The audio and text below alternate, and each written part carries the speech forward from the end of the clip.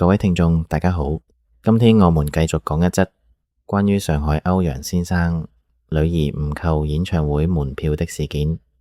歐陽先生的女兒欣欣因為4年前的一場車禍昏迷近3個月後醒來，已無法說話，四肢癱瘓，經司法鑑定為肢體1級和精神2級殘疾，需要完全護理依賴。平時他臥床在家，只剩下2隻小拇指可以微微活動，靠平板電腦簡單打字交流。歐陽先生一家是低保家庭，生活本來就困難。近日，欣欣在內地摩天輪票務平台上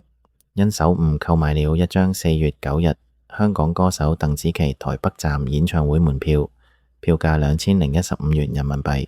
歐陽先生發現後立即申請退票，但平台按規則表示售出不退，這筆錢對他們家庭來說負擔沉重。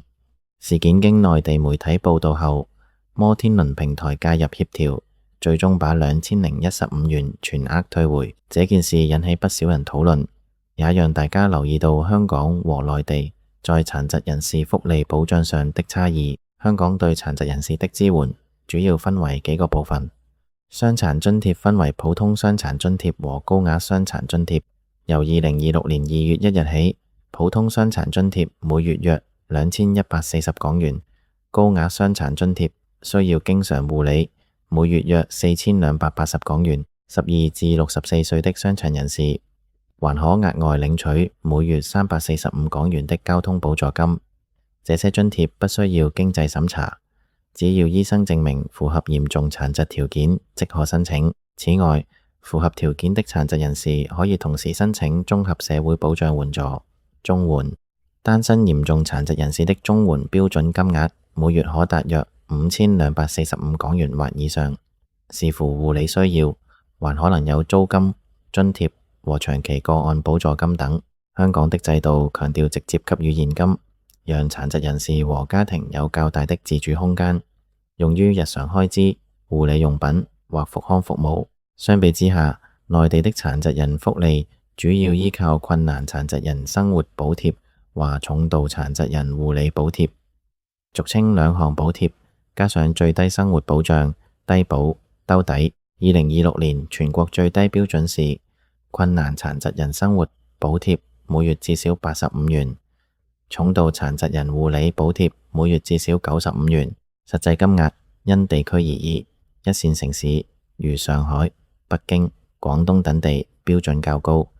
例如廣東部分地區重度護理補貼可達每月290元左右，但整體現金支援水平仍低於香港。內地的2項補貼多數需要家庭經濟條件審查，且金額因地方財政能力有較大差異。香港的傷殘津貼則是無資產審查的權利性津貼，金額固定，且每年按機制調整。2026年上調2.2%，這樣像欣欣這樣需要完全護理的嚴重殘疾人士家庭，在香港能獲得更穩定的現金支援，減輕因意外開支帶來的壓力。兩地福利制度各有特點，香港更注重個人化的現金津貼和護理支援，覆蓋面較廣且金額較高。內地則以低保兜底為主，近年不斷提高2項補貼標準，但地區差異仍然存在。